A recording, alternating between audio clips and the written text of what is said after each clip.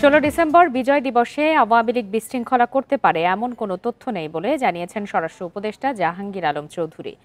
বিজয় দিবস কোনো দলের নয়, তাই সরকার ভালোভাবে দিনটি উদযাপন করতে চায় বলে মন্তব্য করেছেন তিনি।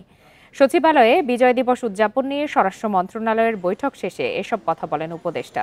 জানান, বিজয় দিবসে কোনো নিরাপত্তার ঝুঁকি নেই। সার্বিক নিরাপত্তা ও যান চলাচল নির্বিঘ্ন করতে বৈঠকে আলোচনা হয়েছে।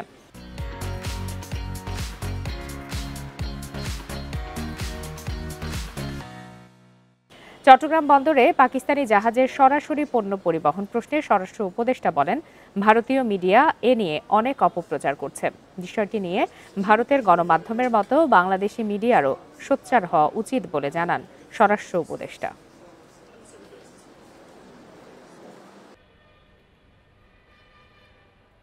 জাতীয় পতাকাটা উত্তোলন করব, এই পতাকার যে রং অনেক সময় দেখেন যে এক এক জায়গায় এক এক রঙের করে ফেলে, এইটা যেন না হয়, একই রঙের যেন হয় এবং আমাদের যে স্ট্যান্ডার্ড সরকারি ইসে থেকে দেওয়া ওইটা হয়।